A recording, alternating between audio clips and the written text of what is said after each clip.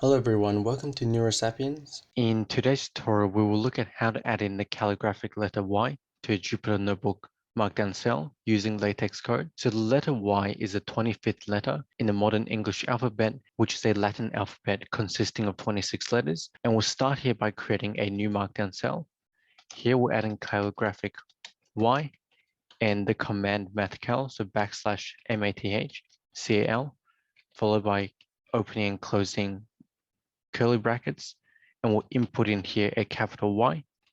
Now to actually show this letter, we need to add $2 symbols before the LaTeX code, as well as $2 symbols after the LaTeX code. So now when we run the cell, we have the calligraphic letter Y here centered in the middle of the Jupyter Notebook Markdown cell. So this is how to add the calligraphic letter Y to a Jupyter Notebook Markdown cell using LaTeX code.